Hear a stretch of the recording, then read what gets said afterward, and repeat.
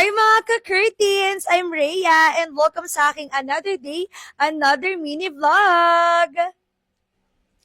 In this video, mga mi, share ko sa inyo kung paano nga ba namin na-handle ang aming tumal days. So tara, samahan niyo ako!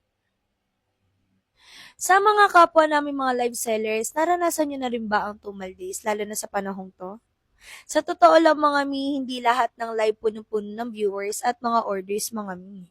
May mga araw na ang hina ng pasok ng tao, konti ang nagko-comment at halos walang nag-check out.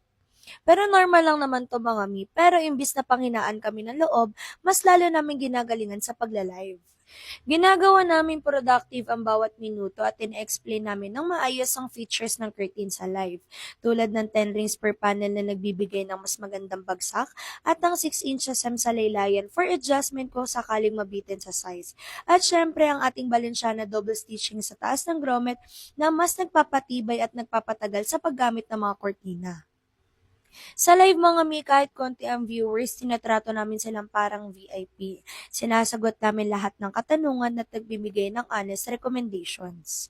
Para sa amin mga mi, hindi nasusukat ang success ng live sa dami ng tao, kundi sa consistency at tiwala na mabubuo namin.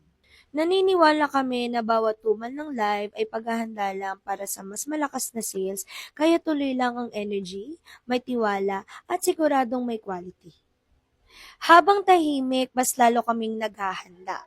Mas pinipili namin maging consistent kaysa sumuko. Dahil sa negosyo, hindi lang sipag ang kailangan, kundi tiyaga, tiwala at paninindigan sa quality na binibigay niyo sa amin.